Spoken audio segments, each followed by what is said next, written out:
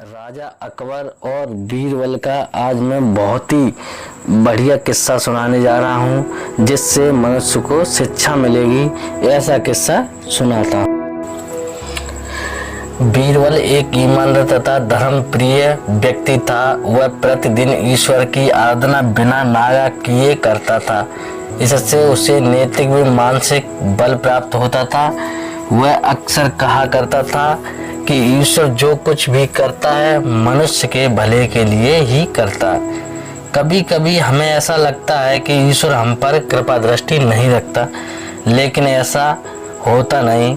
कभी कभी तो उसके वरदान को भी लोग साफ समझने की भूल कर बैठते हैं। वह हमको थोड़ी पीड़ा इसलिए देता है ताकि बड़ी पीड़ा से बच सके। एक दरबारी को बीरबल की ऐसी बातें पसंद नहीं आती थी। एक दिन वही दरबारी दरबार में बीरबल को संबोधित करता हुआ बोला, देखो ईश्वर ने मेरे साथ क्या किया। कल शाम को जब मैं जानवरों के लिए चारा काट रहा था तो अचानक मेरी छोटी उंगली कट गई। क्या अब भी तुम यही कहोगे कि ईश्वर ने मेरे लिए यह अच्छा किया है? कुछ देर चुप रहने के बाद बोला बीरबल, मेरा अब भी यही विश्वास है, क्योंकि ईश्वर जो कुछ भी करता है मनुष्य के भले के लिए ही करता है। सुनकर वह दरबारी नाराज हो गया कि मेरी तो उंगली कट गई और बीरबल को इसमें भी अच्छाई नजर आ रही है। मेरी पीड़ा तो जैसे कुछ भी नहीं है। कुछ अन्य दरबारियों ने भी उसके सुर में सुर मिलाया। तभी बीच में हस्तक्षेप करते हुए बादशाह अकबर बोले, बीरबल हम भी अल्लाह पर भरोसा रखते हैं, लेकिन यहाँ तुम्हारी बात से सहमत नहीं है। इस दरबारी के मामले में ऐसी कोई बात नहीं दिखाई देती जिसके लिए उसकी तारीफ की जाए। बीरबल मुस्कुराता हुआ बोला, ठीक है, जहाँ पनाह है समय ही बताएगा। अब आगे 3 महीने बीते चुके थे। वह दरबारी जिसकी उंगली कट गई थी घने जंगल में शिकार खेलने निकला हुआ था। एक हिरण का पीछा करते हुए भटक कर आदिवासियों के हाथों में जा पड़ा। वे आदिवासी अपने देवता को प्रसन्न करने के लिए मानव बलि में विश्वास रखते थे, अतः वे उस दरबारी को पकड़कर मंदिर में ले गए बलि चढ़ाने के लिए। लेकिन जब पुजारी ने उसके शरीर का निरीक्षण किया तो हाथ की एक उंगली कम पाई। नहीं, इस आदमी की बलि नहीं दी जा सकती।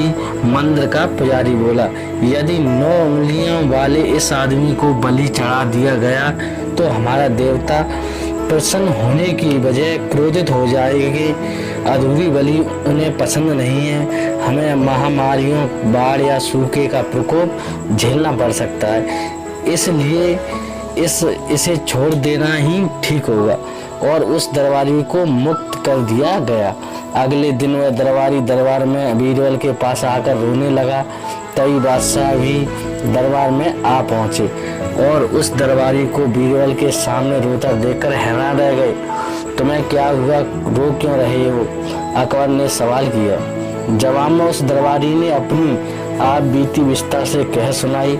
वह बोला, अब मुझे विश्वास हो गया है कि ईश्वर जो कुछ भी करता है मनुष्य के भले के लिए ही करता है। यदि मेरी उंगली ना कटी होती तो निश्चित ही आदिवासी मेरी बलि चढ़ा देते, इसलिए मैं रो रहा हूँ। लेकिन ये आंसू खुशी की है। मैं खुश हूँ क्योंकि मैं जिंदा हूँ। बीरबल के ईश्वर पर विश्वास को संदेह की दृष्टि से देखना मेरी भूल थी।